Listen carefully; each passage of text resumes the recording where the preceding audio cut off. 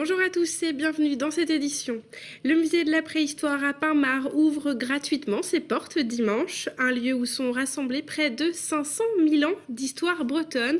On en parle dans un instant avec notre invitée Martine Cariou, chargée de la gestion du musée. Mais juste avant, un point sur l'actualité de ce vendredi 14 mars 2014. Et pour débuter cette édition, on poursuit notre décryptage des propositions des bonnets rouges. Parmi les souhaits principaux, la sauvegarde de l'emploi en Bretagne. Ils souhaitent notamment la fin du dumping social. Xavier Patrillon revient sur cette revendication. Entre inspiration et méfiance de la concurrence européenne, parfois peu loyale, le cœur des bonnets rouges balance. C'est de la préservation et du développement de l'emploi dont il est question dans 3 des 11 revendications des bonnets rouges. Libérer les énergies et soutenir l'emploi par l'allègement des charges et des contraintes administratives. En finir avec le dumping social, mettre en concurrence les salariés, tirer les salaires vers le bas et payer des salariés 4 ou 6 euros de l'heure. On ne veut plus de ça. La loi contre le dumping social a été votée à l'Assemblée nationale ce 25 février dernier. Le Finistère est réellement concerné par ce phénomène. D'après les éléments qu'on nous donne, le Finistère ferait partie des 10 départements français où l'on aurait pu constater la présence de salariés détachés en grand nombre. Plusieurs secteurs sont touchés. Massivement, ce qui relève du bâtiment. C'est aussi vrai dans le domaine du transport, le monde de la route. Mais c'est aussi vrai parfois dans le monde de l'agriculture ou de l'agroalimentaire. Pour la SICA, groupement de producteurs légumiers bretons, il faut trouver le juste milieu. L'harmonisation sociale européenne est quelque chose que pour ma part j'entends déjà depuis plus de 20 ans. Je constate en effet qu'on n'a pas avancé beaucoup. Je suis aussi très perplexe sur le fait qu'on puisse avancer rapidement et très fortement pour les 20 prochaines années. L'Europe, les différents bassins de production européens, en effet, sont des zones de concurrence vis-à-vis de nos produits. Mais ils sont aussi des sources de débouchés, y compris des fois de façon assez complémentaire. Alors, entre compétitivité et collaborations européennes nécessaires, les bonnets rouges veulent trancher et proposer par exemple un SMIC européen ou encore boycotter les produits liés au dumping social. Pas sûr que ce soit aussi simple et radical. On ouvre une page consacrée aux élections municipales maintenant et on part à la rencontre d'Alice Murphy. Cette ressortissante britannique installée dans le centre Finistère est candidate aux élections municipales. Comme elle, 44 Finistériens originaires de l'Union européenne se présentent aux élections dans le département. Nous l'avons rencontrée à Plonévé-du-Fou. Dans cette jolie maison de Plonévé-du-Fou, Alice Murphy vit avec son mari Ryan. Ils ont acheté cette bâtisse il y a 21 ans pour quitter le sud-ouest de l'Angleterre avec leurs 2 filles. Ces Britanniques ont depuis créé une chambre d'hôtes et sont également impliqués dans plusieurs associations locales. Moi, je suis bénévole dans l'association pour Santé à bord, le Fête du beurre. Quand j'ai le temps, je marche avec les marches de Plonévé et avec les chambres d'hôtes, on essaie de montrer la vie locale. Et Plonévé nous a bien accueillis, donc je trouve que c'est normal d'essayer de remettre quelque chose. Au mois de janvier, le maire sortant de la commune est venu voir Alice. Il souhaitait qu'elle fasse partie de sa liste pour les élections municipales. À 57 ans, elle a décidé de sauter le pas. Je suis 8e sur une des listes. Cette Britannique découvre la campagne électorale. Sa mission dans l'équipe, partir à la rencontre des électeurs européens. En France, depuis la signature du traité de Maastricht en 1992, les ressortissants de l'Union européenne peuvent participer aux élections locales et européennes.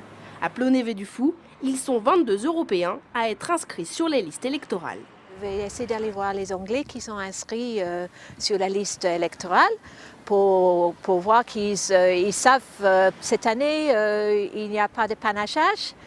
Et il faut avoir une pièce d'identité avec soi quand on vote. Donc il y a ça à dire aux gens. Aujourd'hui, Alice ne peut plus voter en Angleterre. Elle a passé plus de 15 ans en dehors du pays.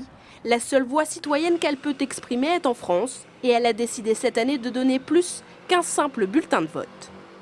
Dans le Finistère, le 23 mars, vous pourrez vous rendre aux urnes pour voter. Il y a des candidats dans toutes les communes du département, mais ce n'est pas le cas dans les Côtes-d'Armor. 3 villes sont dépourvues de liste, Saint-Gilles-du-Ménez, Tréaugan et Troguéry.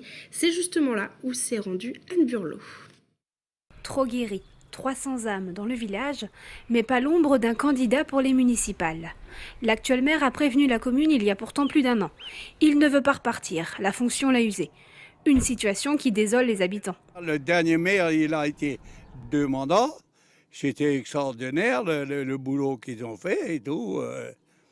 C'est pour cela je trouve anormal qu'il n'y a pas une liste cette fois-ci. Je suis inquiet parce que c'est dommage. C'est bien pour la commune qu'il y a un bon maire pour tout le monde. Et pour l'instant, c'est beaucoup d'anxiété dans la commune.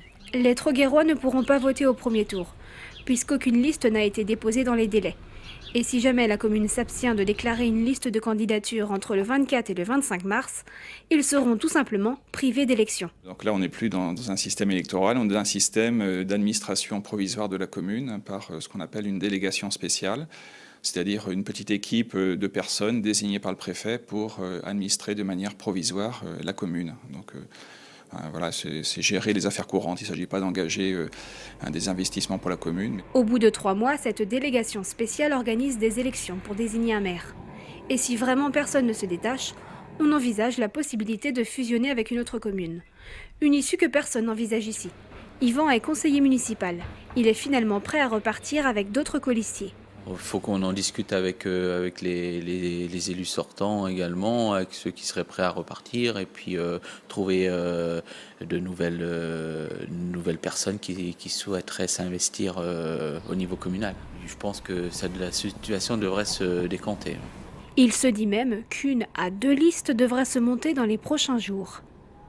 C'est le moment de retrouver notre invitée, Martine Cariou. Bonjour.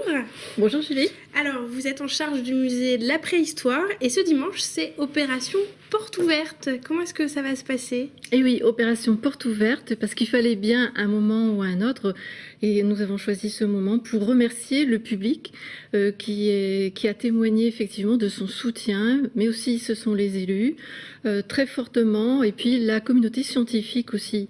Donc c'est tout le monde. Un soutien car le musée a failli fermer. L'université de Rennes 1 s'est désengagée de la gestion du musée. Ça a été repris par la communauté de communes du pays Bigoudin Sud où se trouve le musée.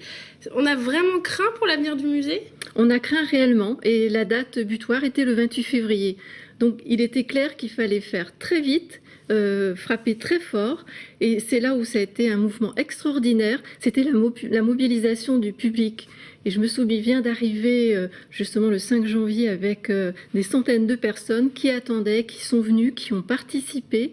Et c'était un élan et un mouvement fabuleux de soutien au musée, de soutien aussi à ce comité qui s'était mis en place pour cette action et puis qui continue maintenant à être actif et à soutenir ce musée. Donc une journée porte ouverte pour que tout le monde redécouvre ce musée. Justement, qu'est-ce qu'on peut voir dans ce lieu ?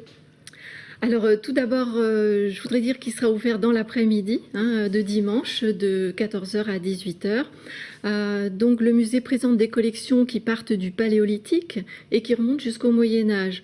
Donc on évoque, au travers de ces collections, on traverse toutes les périodes de la chronologie. Et ce musée possède tous ces objets que les hommes ont fabriqués. Au Paléolithique, il s'agit de matériaux lithiques, c'est-à-dire de la pierre taillée. Après, au Néolithique apparaissent aussi les céramiques, mais un outillage lithique très précis. Le bronze qui va apparaître vers 2000 ans et un petit peu avant également, avec des pointes de flèches fabuleuses trouvées dans les tumulus armoricains. Donc des objets qui sont extraordinaires, qui ont été travaillés dans différents matériaux et des collections de bronze absolument spectaculaires et qui, pour la communauté scientifique, servent de référence même au niveau européen. Donc, combien de pièces ? On va dire des milliers de pièces au musée. Vous n'avez pas toutes comptées une par une. Il y a également un musée lapidaire à l'extérieur sur le domaine du musée avec des dolmens et des menhirs. Est-ce que vous pouvez nous en dire quelques mots ?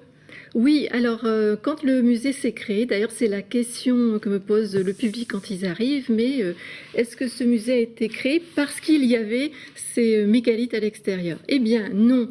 En fait, ce sont les érudits qui avaient tous leur résidence secondaire dans la région, qui ont trouvé ces monuments et qui les ont reconstitués sur le terrain du musée. Donc c'est à la fois aussi une sorte de parcours qui permet de remonter le temps depuis la période des dolmens, des menhirs, mais aussi on remonte encore plus loin, c'est âge du bronze, puis âge du fer, avec un grand nombre de stèles gauloises de toute la Cornouaille. Merci Martine Cariou d'être venue nous parler du musée de la préhistoire qui ouvre donc ce dimanche après-midi à Pinmar. Quant à nous, on se retrouve lundi. Merci à tous de nous avoir suivis. Excellente soirée sur TBO.